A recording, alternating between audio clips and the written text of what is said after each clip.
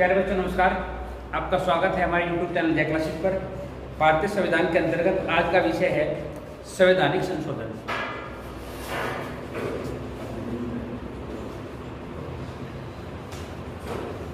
संविधान संशोधन। संविधान संशोधन मैंने कल आपको पढ़ाया था अनुच्छेद 368 के अंतर्गत आने वाली प्रक्रिया है। और आपसे पूछा जाए कि किस देश के संविधान से लिया गया है, तो ये दक्षिण अफ्रीका के संविधान से भारतीय संविधान में जोड़ा गया है। बहुत सारी चीजें हमने अलग अलग संविधान से ली है, तो इसमें जो इम्पोर्टेंट बात है आपसे पूछ सकता है कि ये किस संविधान से ली गई है। आपसे पूछ सकता है भारतीय संविधान के किस भाग में जोड़ा गया है, तो ये भारतीय संविधान के भाग 20 में संविधान संशोधन की प्रक्रिया है।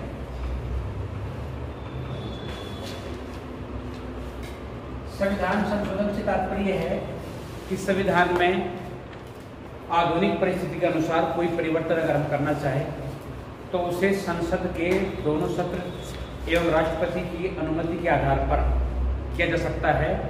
अगर उसके परिवर्तन से सहमत नहीं है तो उसे सुप्रीम कोर्ट में चुनौती दी जा सकती है और सुप्रीम कोर्ट उस संविधान संशोधन को रद्द कर सकता है। ऐसा एक संविधान संशोधन के साथ हो चुका है अभी तक। तो जो भारत में प्रथम संविधान संशोधन हुआ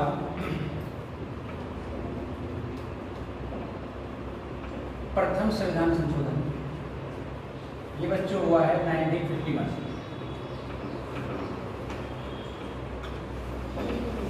1951 का। इसके द्वारा संविधान में 9वीं अनुसूची को जोड़ा गया था। जो मूलभूत संविधान था, हमारा मूल संविधान था, उसमें 8 अनुसूचियां थी और वर्तमान संविधान में 12 अनुसूचियां हैं। तो जो 9वीं अनुसूची है, 9वीं अनुसूची वो प्रथम संविधान संशोधन द्वारा जोड़ी गई। इसका विषय क्या था? इसका विषय था भूमि सुधार। विनोबा भावे और कुछ अन्य समाज सुधारकों द्वारा भूमि सुधार प्रक्रिया हेतु भारत सरकार पर लगातार दबाव बना जा रहा था और सरकार ने भी इस मांग को समझा कि भारत में बहुत लोग ऐसे हैं जिनके पास आवश्यकता से अधिक भूमि है और बहुत सारे ऐसे किसान हैं जो भूमिहीन हैं, जो उस भूमि पर मजदूर की भांति कार्य कर रहे हैं। तो इसी समय 9वीं अनुसूची के तहत भूमि सुधार कानून, जो 5वां संविधान संशोधन है,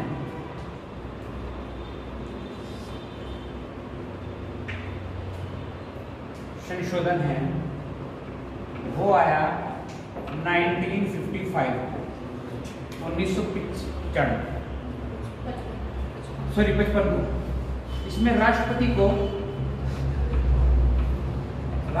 को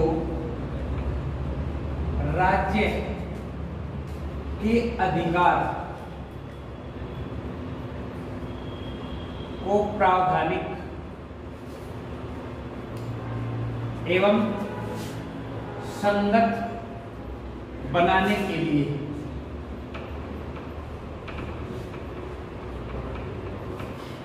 विशेष अधिकार प्रदान किए गए।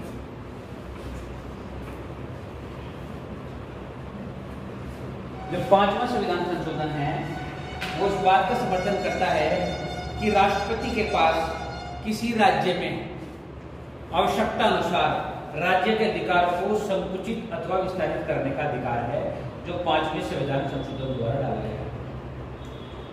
ठीक है। 7वां संविधान संशोधन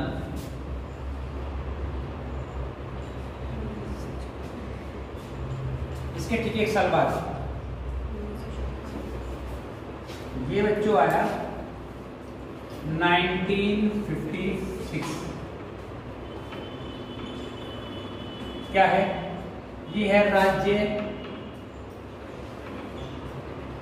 पुनर्गठन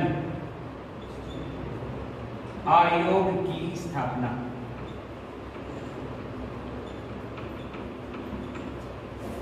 राज्य पुनर्गठन आयोग की स्थापना की गई और इस आयोग के अध्यक्ष बनाए गए फजल अली। इस आयोग की स्थापना के लिए जिस कमीशन की स्थापना की गई उस कमीशन का नाम है फजल अली कमीशन। जो ये फजल अली कमीशन था ये राज्य पुनर्गठन आयोग के लिए स्थापित किया गया और इस आयोग के अध्यक्ष फजल अली को बनाया गया। इसमें 14 और 6 14 + 6 सदस्यों का एक आयोग गठन किया गया। इसके पश्चात जो इम्पोर्टेंट संविधान संशोधन है वो है 13वां संविधान संशोधन। 13वां संविधान संशोधन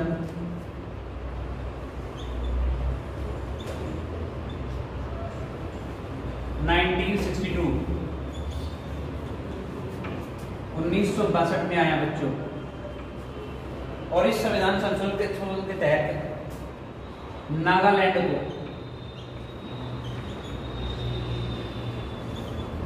भारतीय राज्य का दर्जा दिया गया।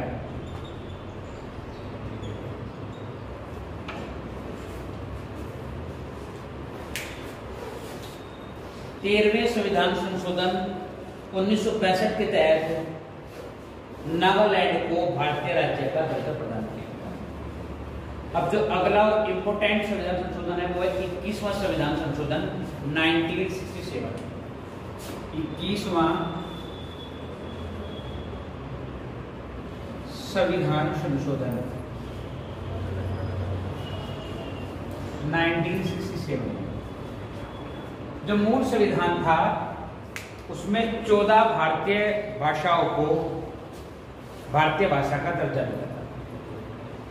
यहाँ 15वीं भाषा को सिंधी भाषा के रूप में जोड़ा गया।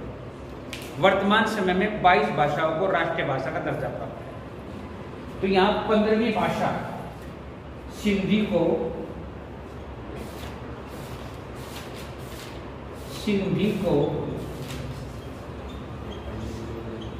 15वीं राष्ट्रीय भाषा का दर्जा प्राप्त हुआ।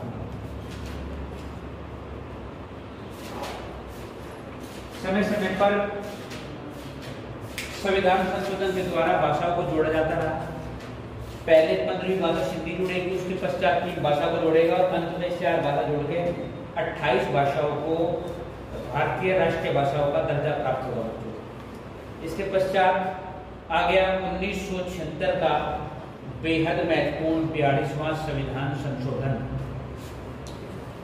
अब बच्चों इसके पश्चात आएगा 42वां संविधान संशोधन जो आया 1976 में। इंपोर्टेंट बात है रिव्यू के लिए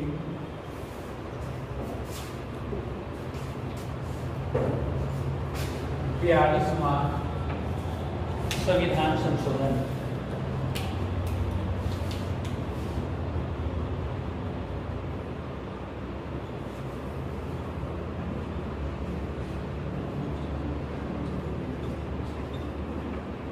इसे यह आया था 1976। अगर आपसे पूछने लागू कब हुआ तो ठीक 1 साल बाद 1977 में। इसे भारत का लघु अथवा मिनी संविधान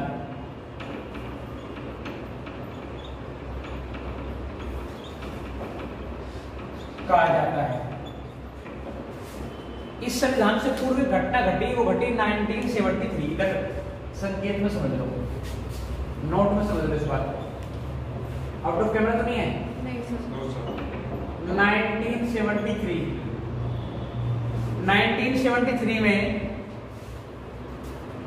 इंडियन कोर्ट में एक मुकदमा आया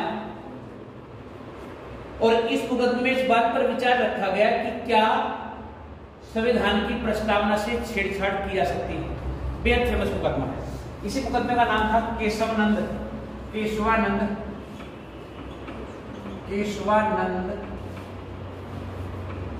भारती के नाम से इस मुकदमे को जाना जाता है। इस मुकदमे में इतनी बड़ी जुडिशियरी बैठी कि जो भारतीय संविधान में आज तक नहीं बैठी। जो जुडिशियरी पैनल था वो 13 जज का था। किसी भी मुकदमे के लिए इतना बड़ा जुडिशरी पैनल नहीं बैठा आज तक। इसमें 13 जजों का पैनल बैठा और जब इसका फाइनल फैसला आया तो 7 जजों ने समर्थन में और 6 ने इसके खिलाफ वोट किया। फाइनली ये पास हुआ और इसमें ये कहा गया कि संविधान की जो प्रस्तावना है, संविधान की प्रस्तावना संविधान का अभिन्न अंग है,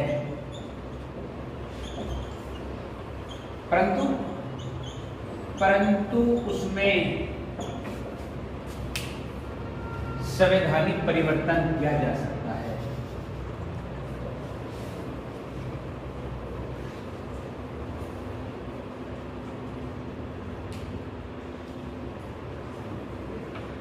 ये इस मुकदमे का फैसला परिणाम आया और इसी के आधार पर इस फैसले के आने के पश्चात ही आया 42वां संविधान संशोधन 1976 और इसमें संविधान की प्रस्तावना में परिवर्तन किया गया। और परिवर्तन करके क्या कर दिया गया बच्चों? परिवर्तन करके ये कर दिया गया कि इसमें 3 शब्द जोड़े गए, एक पथनिरपेक्ष, एक समाजवाद और एक अखंडता। पंथ निरपेक्ष, समाजवाद एवं अखंडता।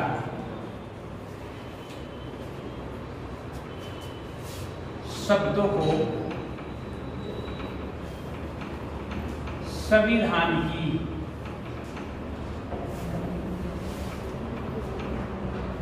प्रस्तावना में जोड़ा। एक क्या काम हुआ? संविधान में एक इंप्लीमेंट हमने बढ़ा दिया, हमने संविधान में जोड़ दिया 4K या 4A, ये हमने जोड़ा। और जोड़ा तो जोड़े हमने मौलिक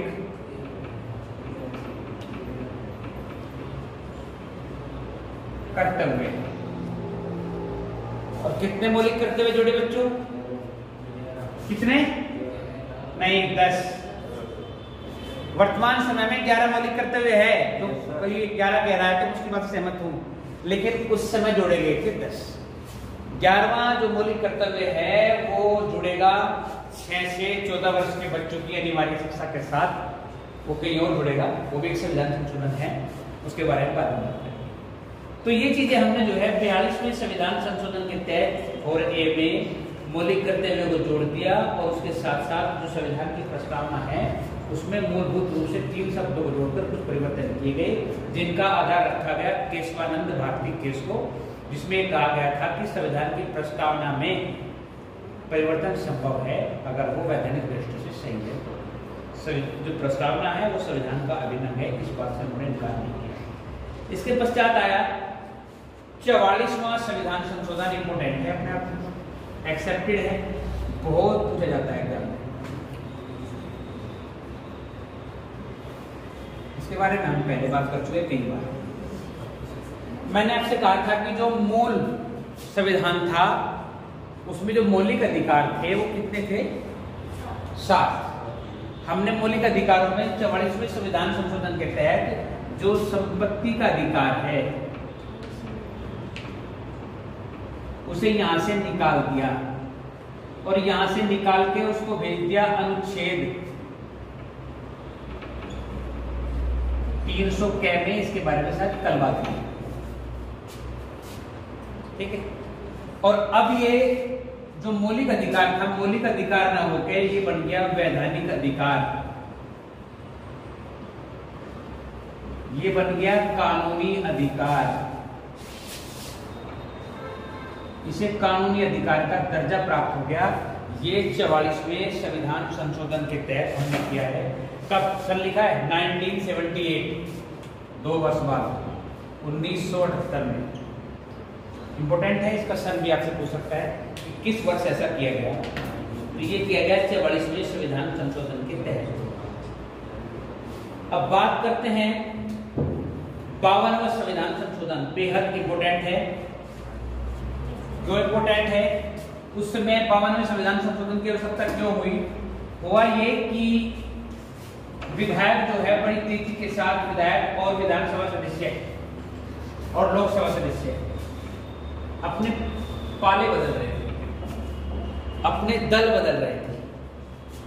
जब दल बदल रहे थे तो आया 52वां संविधान संशोधन, और 52वां संविधान संशोधन आया बच्चों, ये संविधान में जोड़ता है एक नई अनुसूची।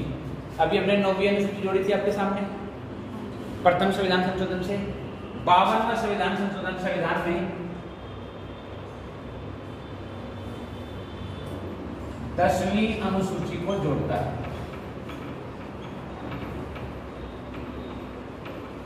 और जोड़ता है तो क्या लेकर आता है? लेकर आया है दल बदल कानून। 10वीं अनुसूची का है दल बदल कानून। इसके विषय पर हम पहले बात कर चुके हैं कि 1/3 सदस्य से कम किसी दल के अगर अपना दल बदलते हैं तो वो सदस्यता अपनी जो पद की मान्यता है उसे खो देता है। अगर विधायक एमएलए ऐसा कार्य कर रहा है तो वो एमएलए नहीं रहेगा 1/3 से कम अगर करते हैं। और अगर एमपी है तो वो भी एमपी नहीं रहेगा अगर 1/3 दल से एमपी अपना दल बदलते हैं। वो दल बदल कानून के तहत उनके साथ होगा और वो दल बदल विरोधी कानून के तहत अपने पद की मान्यता समाप्त हो जाएगी। इसके पश्चात आया है 61वां, बेहद इंपोर्टेंट है, ये भी एग्जाम में एक्सेप्टेड है, 61वां संविधान संशोधन।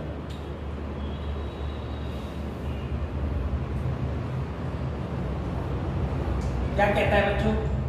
61वां संविधान संशोधन कहता है इससे पूर्व जो है मतदाता की आयु मतदान करने की बात वो 21 वर्ष थी, और 61वें संविधान संशोधन जो आया 1989, कब आया? 1989 में मतदाता की आयु सही है, 89 में सही है। मतदाता की आयु 21 वर्ष से 18 वर्ष कर दी गई। अगर अनुच्छेद से जुड़ा आप पूछ ले तो अनुच्छेद आप लिखेंगे 326।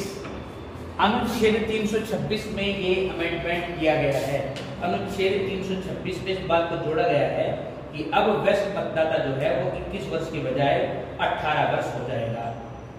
ठीक है। अब आता है 71वां संविधान संशोधन। 71वां संविधान संशोधन आपको याद रखने के लिए याद रखना पड़ेगा नमक। अगर आप नमक रख लेंगे तो ये संविधान में राष्ट्रीय भाषाओं का दर्जा प्राप्त करने वाली 3 भाषाएं आपको याद हो जाएगी। 1992 में आया, और नमक का मतलब है मैं फॉर नेपाली, मैं फॉर मणिपुरी और कै फॉर कोंकणी। 1992 में 71वें संविधान संशोधन के द्वारा, एक बार इसकी डेट चेक कर लेना, ये 1992 ही है। 1992 में 71वें संविधान संशोधन द्वारा नेपाली, मणिपुरी और कोंकणी भाषाओं को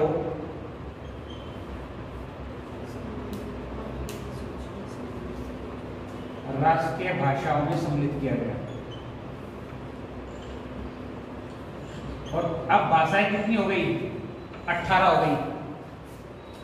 15वीं भाषा के तौर पर सिंधी को जोड़ा गया था और 3 भाषा ये जोड़ दी गई, अब 18 हो गई। इसके पश्चात आया 73वां संविधान संशोधन, जो संविधान में एक नई अनुसूची को जोड़ता है, माने 11वीं अनुसूची। 73वां और 74वां संविधान संशोधन जो है 2 अनुसूचियों को लेकर आता है। और इसके ठीक 1 साल बाद मैंने क्या बताया? 73वां संविधान संशोधन। 73वां संविधान संशोधन बच्चों ये जोड़ेगा 1993 संविधान में 11वीं अनुसूची को जोड़ता है। इससे पहले मैंने आपको बताया 10वीं अनुसूची आई थी दल बदल कानून की। अब 11वीं अनुसूची को जोड़ता है और 11वीं अनुसूची का विषय है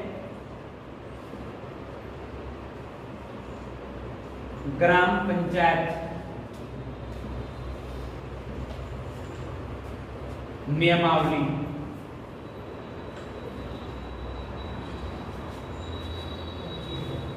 11वीं अनुसूची के तहत जो जोड़ा गया वो जोड़ा गया है ग्राम पंचायत नियमावली को, और इसके अंदर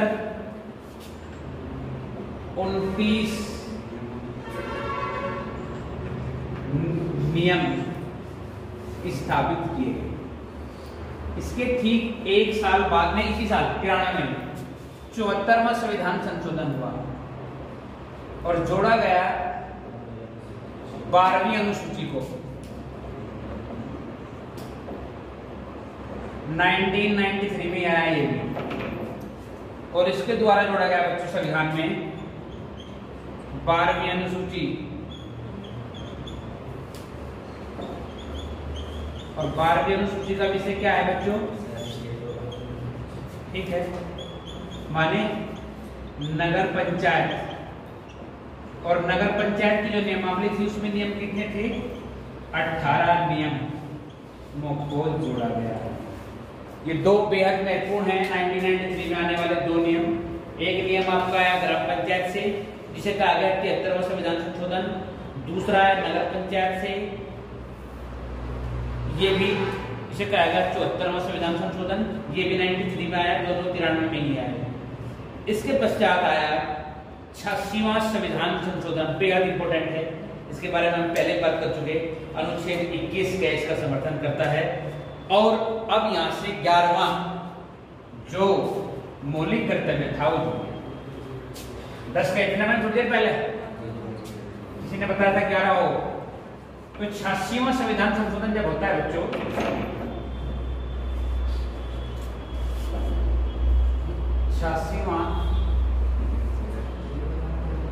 संविधान संशोधन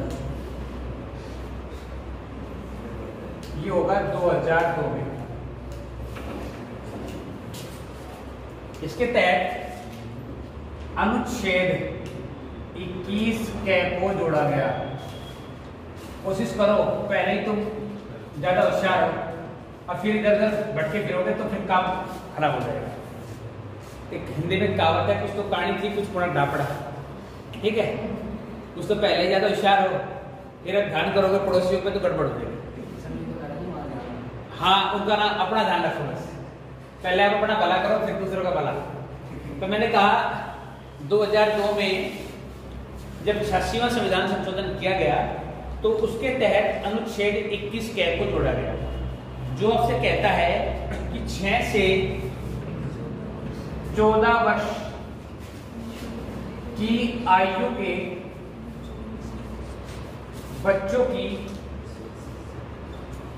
निःशुल्क शिक्षा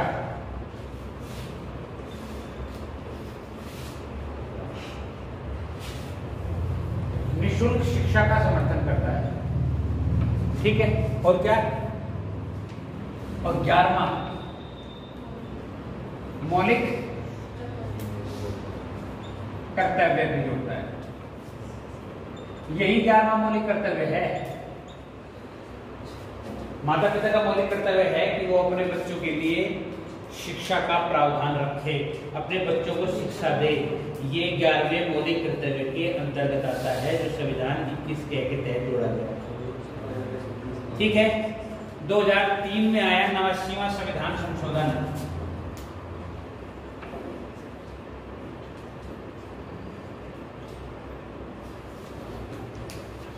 क्या कहता है बच्चों?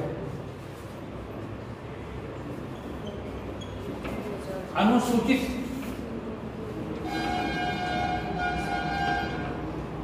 जाति आयोग, जो बाद में जुड़ गया अनुसूचित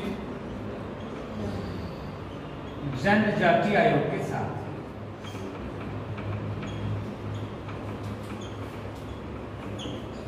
नवासीवां संविधान संशोधन जो 2003 में आया वो अनुसूचित जाति एवं जनजाति के विशेष कल्याण के लिए अनुसूचित जनजाति आयोग के गठन से संबंधित है। 2003 में ही आया 92वां संविधान संशोधन, बेहद इंपोर्टेंट, बहुत परीक्षा पूछा गया है। 92वां संविधान संशोधन 92वां संविधान संशोधन। डेट इसकी बार चेक कर लेना, 2003 लगता है मुझे, तो एक बार इसकी डेट कंफर्म कर लेना। ठीक है, ठीक है। अब अभी तक मैंने आपको 18 भाषा बताई थी। अब इस 92वें संविधान संशोधन के तहत 4 भाषाओं को, 4 भाषाएं, बोडो, मैथिली, संथाली और कौन सी बच गई? डोगरी। इन 4 भाषाओं को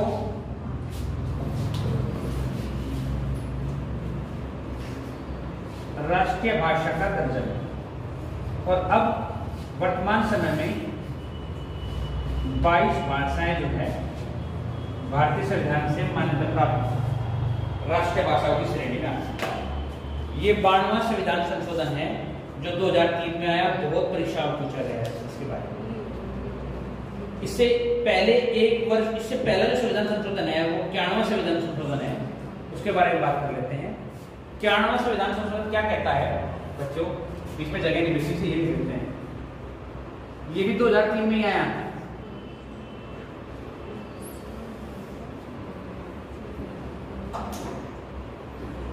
ये मंत्री परिषद से संबंधित है क्या? इस बारे में बात कर लेते हैं। ये कहता है कि चाहे लोकसभा हो, माने केंद्रीय कैबिनेट हो, ये राज्य मंत्री परिषद, उनका गठन लोकसभा अथवा राज्य विधानसभा में सदस्यों संख्या के 15% से अधिक नहीं हो सकता। ऐसे ही राज्य विधान परिषद से भी या राज्य विधानसभा से भी अगर सदस्यों को चुना जाएगा तो कुल सदस्य संख्या का 15% से अधिक मंत्री नहीं बन सकते। ये 2003 का संविधान संशोधन इस बात का समर्थन करता है। बस एक कंडीशन है, कंडीशन अप्लाई, और कंडीशन ये कहती है, आयकर बना लो, दिल्ली इससे बाहर हो गया। दिल्ली में यही कंडीशन 10% है। ठीक है, दिल्ली राष्ट्रीय राजधानी क्षेत्र है, इसे विशेष दर्जा है, इस कारण से इस पर केवल 10% ही लगता है। यहाँ तो कोई डाउट किसी को हो तो बताओ। नहीं है। 2011 में आया 97वां संविधान संशोधन।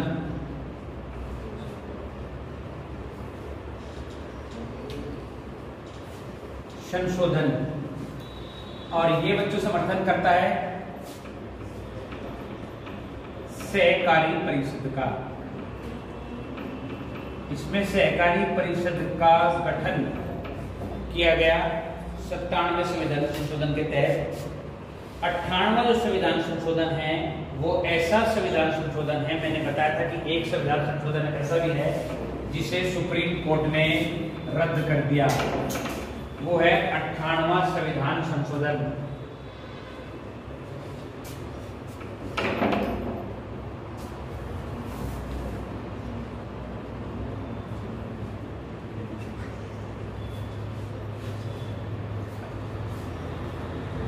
संशोधन 98वां संविधान संशोधन ये कहता है कि जो सुप्रीम कोर्ट में जजों की नियुक्ति है, उसकी नियुक्ति का जो पद्धति है उसे कहा जाता है कोलेजियम पद्धति।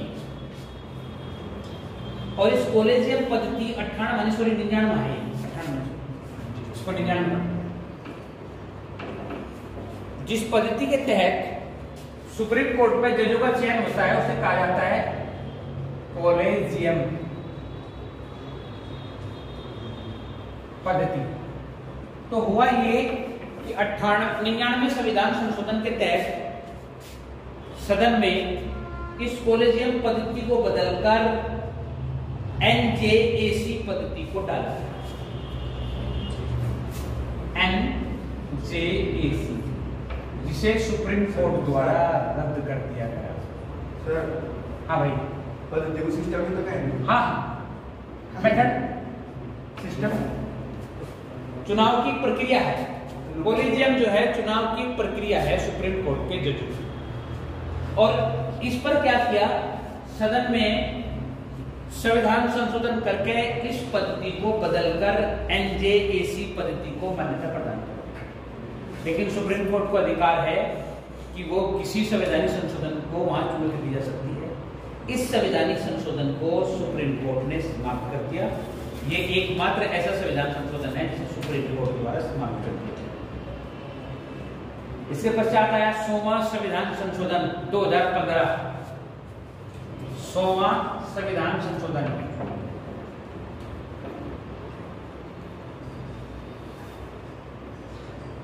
मैंने आपको संविधान के प्रथम भाग में एक बात कही थी।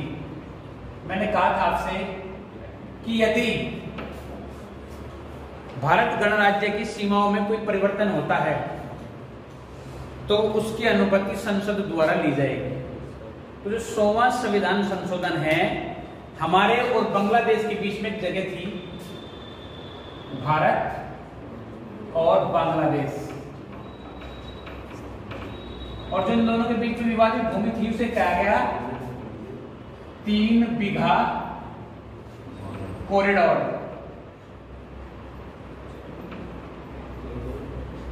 3 बीघा कॉरिडोर एक विवादित जगह थी इन दोनों देशों के बीच में, जिस पर बांग्लादेश अपना अधिकार व्यक्त कर रहा था और भारत अपना। इस विवाद को निपटाने के लिए भारतीय संसद में 100वां संविधान संशोधन लाया गया और इस 100वें संविधान संशोधन द्वारा कुछ भूभाग जो है वो बांग्लादेश को दे दिया गया और कुछ भूभाग भारत को। इसमें 60 से अधिक गांव बांग्लादेश के पक्ष पे चले गए और 40 के आसपास गांव जो है वो भारत के। ठीक है, सही है, समझ। 101वां संविधान संशोधन भारतीय संविधान में बेहद इंपॉर्टेंट है, बहुत इंपॉर्टेंट। तो क्योंकि ये भारत में एक नए टैक्स को जोड़ता है, 2017 में आया, 16 में आया, सॉरी 101वां संविधान संशोधन कब आया? 2016 में, लेकिन लागू हुआ 2017 में। 2016 में आया, लागू हुआ 1 जुलाई 2017। आपसे पूछ सकता है, और इस संविधान संशोधन के तहत जोड़ा गया GST, goods and service tax. हाँ, जीएसटी बोला तो मैंने शायद जी। हाँ, कोई बात नहीं, सही है। हाँ, नहीं, हो सकता है मैं तुम्हें चेक कर रहा हूँ, दोनों बातें हैं। मैं ये चेक कर रहा हूँ कि तुम्हारा ध्यान है कि नहीं। ठीक है, तो मैंने कहा 1 जुलाई 2017 से लागू हुआ GST, goods and service tax. आपसे एक एक्सेप्टेड क्वेश्चन ये पूछ सकता है कि कर कैसा होता है, तो इसी ये होता है एक अप्रत्यक्ष कर।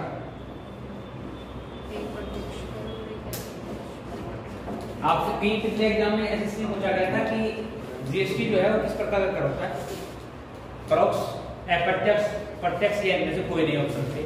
तो ये एक अप्रत्यक्ष कर होता है। 101वां संविधान संशोधन हो गया बच्चों, 2018 में आया 102वां संविधान संशोधन। 102वां संविधान संशोधन, और ये आया है 2018 में, और ये कहता है आपसे क्या, राष्ट्रीय पिछड़ा वर्ग आयोग,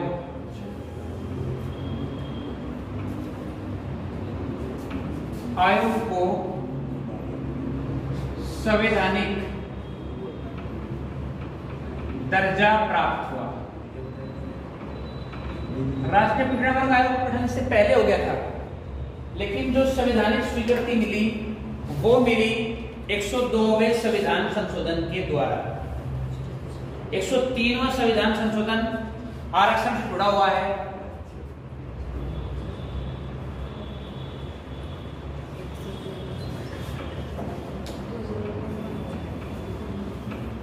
दो 2019 में आया। अब तक समस्या ये आ रही थी भारत में आरक्षण संबंधित कि पिछड़ा वर्ग, अति पिछड़ा वर्ग, एसटी वर्ग, एससी वर्ग, इस आधार पर भारत में जो है आरक्षण दिया जा रहा है। सरकार ने एक बात तो समझा कि ऐसा भी हो सकता है कि सामान्य अथवा स्वर्ण वर्ग में भी ऐसे व्यक्ति हो सकते हैं जिन्हें आरक्षण की आवश्यकता है। तो ये जो आरक्षण दिया गया ये भारत में 1% सामान्य वर्ग के लोगों के लिए बनाया, सामान्य वर्ग के गरीब लोगों को। और सरकार ने कहा कि आरक्षण का आधार जाति अथवा वर्ग न बनाकर आरक्षण का आधार आर्थिक स्थिति को बनाया जाए। ये 103वां संविधान संशोधन इस बात का समर्थन करता है। होना यही चाहिए कि सभी मूल्यों पर आरक्षण का आधार जो है वो व्यक्ति की स्थिति को बनाया जाए। गरीबी अथवा अमीरी को आधार बनाकर, सुविधाओं के अभाव को आधार बनाकर ही आरक्षण दिया जाना चाहिए। सरकार ने पहली बार किसी अन्य वर्ग को न छेड़ते हुए सामान्य वर्ग को आरक्षण प्रदान किया एक विशिष्ट माध्यम से, और यहाँ आधार बनाया उस व्यक्ति की आर्थिक स्थिति को। इसीलिए इसे 1% आरक्षण जो है वो सामान्य वर्ग के गरीब लोगों के लिए क्या है। और सर गरीब तो कोई भी हो, गलत है। हाँ, तो इसीलिए बनाया गया इसे। 104वां संविधान संशोधन आया, गलत है सर।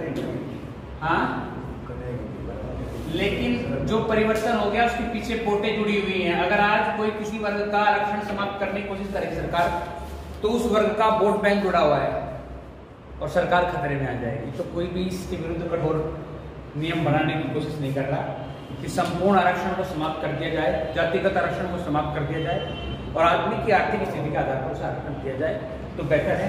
हम बात कर रहे थे तो 104वां संविधान संशोधन ये है, ये होगा ST एवं SC के आरक्षण की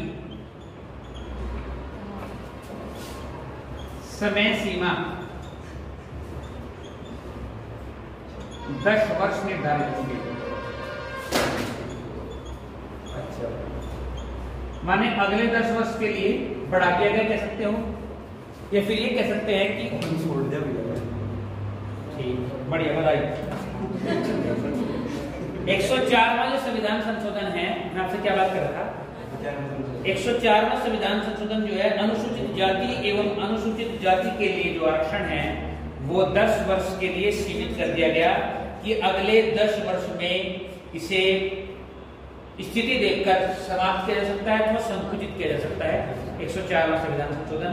आज का अंतिम 105वां संविधान संशोधन जो है ये भी जातिगत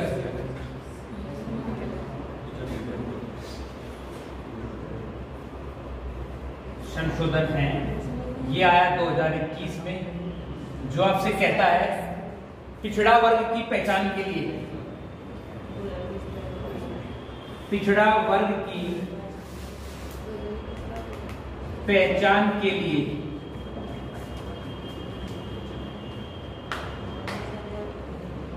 राज्यों को अधिसूचना जारी की गई।